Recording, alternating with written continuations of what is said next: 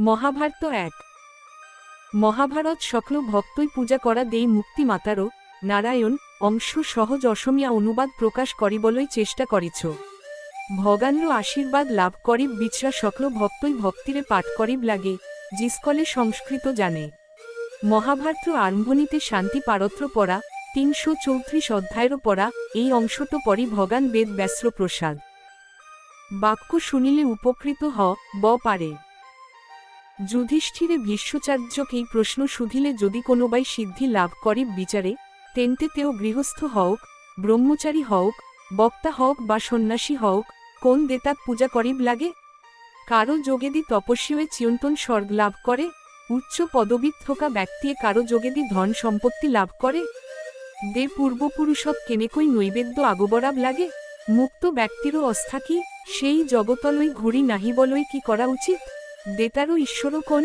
পূর্বপুরুষ পিতৃকোণ বা মহান এজন ইয়াতকই অসাধারণ কিবা থাকিলে মোক কৌপজন এই কথাত বিস্ময় লে হে সিদ্ধ আপনি হে প্রশ্ন করিব জানে আপনি এটা অবশ্যময় প্রশ্ন করিছে শ বছরও পাচত ইয়াক কল্পনা করিব নোয়ারি আরও কেল যুক্তিরে বুঝাব নোয়ারি কিন্তু ভগানর কৃপা অথবা আগম্র পরম্পরা অবিহনে বুঝালই টান কিন্তু আপনি বুঝাব লাগিব এই সন্দর্ভত জনাস্কলে নারদারু নারায়ণ ঋষিরও এই প্রাচীন কথোপকথনর কথা উল্লেখ করিছে এই কথা মোক দেউতাই কইছিল যমধ্রুর পুত্র সারজনীন চারিমুখী চির প্রকাশিত নারায়ণ কৃতযুগত চারিটা রূপত আবির্ভাব হয়েছিল নর নারায়ণ হরি আরু কৃষ্ণ ইয়ারে নর আরু নারায়ণ নাম্র দুজন অম্র ব্যক্তিয়ে পাত্রিকা আশ্রন্ত সুন্দ্র অথত বহি তপস্যা করিয়াছিল সেই ধুনিয়া উৎখণ্ড ৮টা চোকা আছিল তাত বহুত জি জন্তু ঘোড়াত উঠিছিল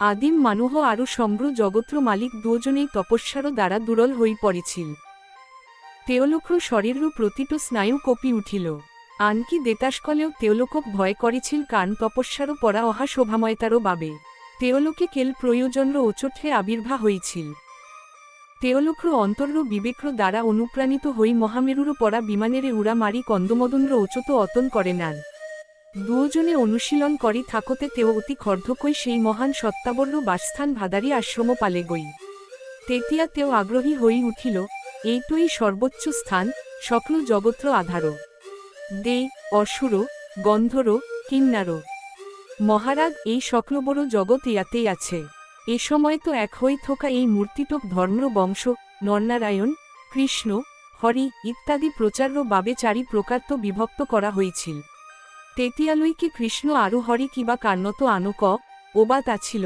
এই দুজনেই ধর্মর পথ প্রদর্শক গতিকে এইবরেই হয়েছে সর্বোচ্চ ধর তেনতে তেওলোক্র ভুলবড় রো পরা আহিল এই দুজনেই হয়েছে বিজয়ী সকল জির পূর্বপুরুষ এই মহানজনে কোনটো দেতাক পূজা করে নারায়ণ হঠাতে ভক্তিরে তেওর সম্মুক্ত আবির্ভাব ল আফ্রিকাত ঐশ্বরিক পিতৃয় নিজর কাম সমাপ্ত করারও পাছত তেও দর্শন পালে আরও বেদ অনুযায়ী তেও পূজা করিলে তেওরও বিস্ময় আরও অনন্য পূজা পদ্ধতি দেখি পূজনীয় নারদ মহর্ষি আনন্দিত হই উচতে বহিল সন্তুষ্ট নারায়ণক দেখি তেও তেও পূজা করি মহাদেরও বিষয়ে লে পুরাণত অর্থাৎ বেদত কোয়া হয়েছে যে আপনি চিয়ন্তন অম্র পিতৃ মাতৃ অক্ষয় অমৃত আরু সকল অতীত আরু ভবিষ্যৎ জগৎ আপনারও ভিতত আছে চারি আশ্রমত বাস করা সকলে গর্ভবতী সকল তোমাক বিভিন্ন মূর্তির রূপত পূজা করে আপনি সমগ্র বিশ্বব্রহ্মাণ্ড পিতৃ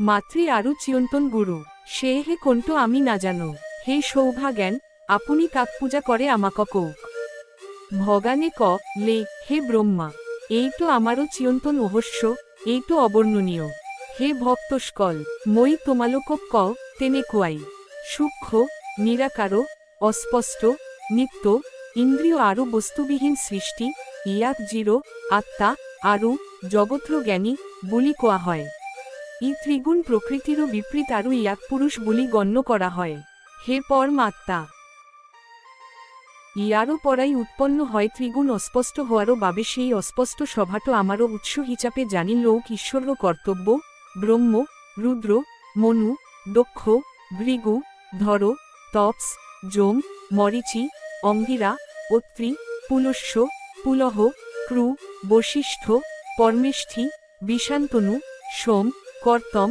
ক্রুত্রা। বিকৃত এই একবিংশ প্রজাপতি আছিল তেওর বংশধর, তেওলোকে সেই ঐশ্বরিক পিতৃর চিন্তন আচন্দ্র নিয়মক সম্মান করেছিল। হে ব্রাহ্মণ, সেই মন্দির ঋষিয়ে মুক্তর পথ জানে, তেওক সকল গুণেরে পরিপূর্ণ আরও সকল গুণমুক্ত বুলি কোয়া হয়। জ্ঞানর যোগ্র দ্বারা তেওক দেখা পাওয়া যায়। আমি দুও তেওর পরাই ওলাই আহিছ, সে হে তেওক নিজর বুলি জানি আমি সেই অনন্তক পূজা করো। বেদ আরও তপস্বী সকলে তেওক বিভিন্ন নামেরে ভক্তিরে পূজা করে। তেও নিজেই তেওলোকক পথ দেখুয়ায়। জিস্কল তেওর মুক্তি তো নিয়োজিত স্কলর আনো, এটা কর্তব্য আছে, তেওলোকে তেওর মাঝতো প্রবেশ করে। হে নারদ, এই গোপন কাহিনী তোমাক কোয়া হয়েছে। হে বিপ্রস্যা, কারণ তোমারও আমারও প্রতি ভক্তি প্রেম আরও ভক্তি আছে, তুমি শুনিছা।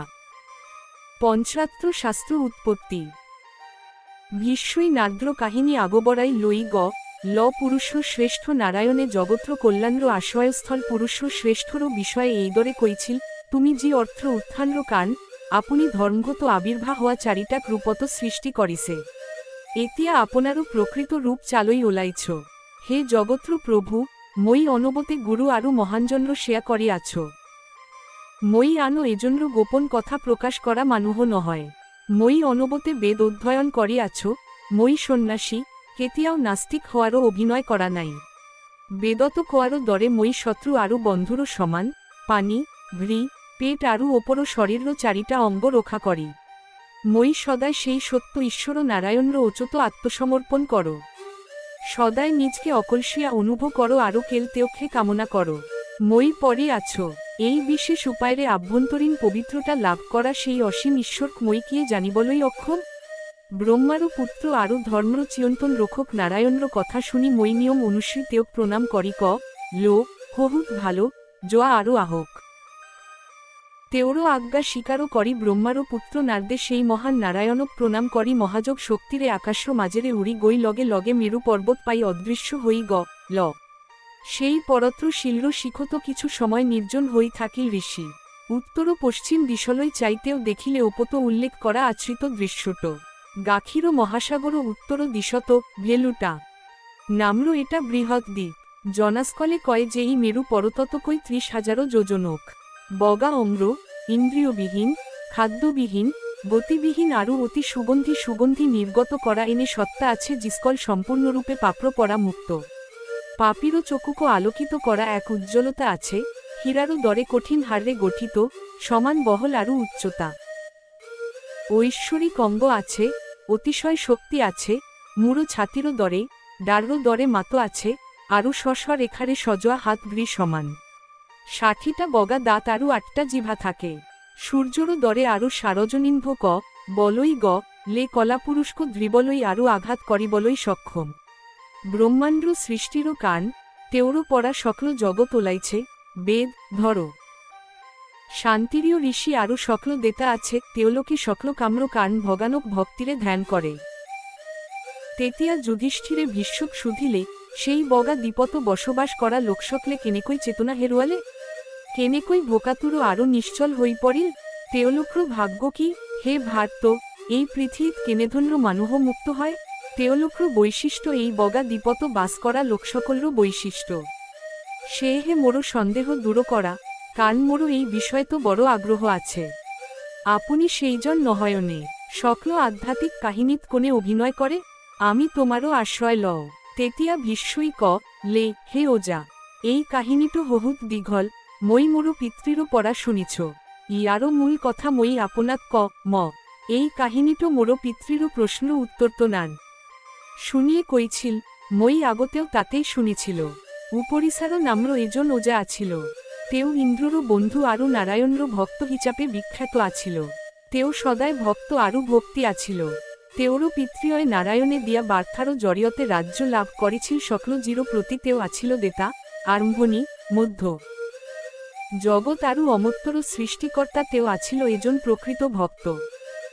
সেই ওজাই নিজর রাজ্য ধন শিষ্য আরও বাহন প্রভুরও বলি ঘোষণা করি সকল কর্তব্য পালন করিলে। তেও কাম্য নৈমিথিক যজ্ঞ আরও রীতিনীতি সত্য বিধান অনুযায়ী একমন্য ভক্তিরে সম্পাদন করেছিল। পঞ্চরাত্রক চিনি পোয়াশকল্য ভিতত শ্রেষ্ঠস্কলে ব্রেকফাস্ট বা প্রথম আহারও তেওরো ঘর্ত খাইছিল। সেই শত্রু ওজারও মাঝত কোনো অশুদ্ধ কথা নাসিল, তেওলোকে ধার্মিকভা শাসন করেছিল। তেওরও মন প্রদূষিত হওয়া নাসিল, তেও নিজর শরীরেরও কোনো পাপ করা নাসিল।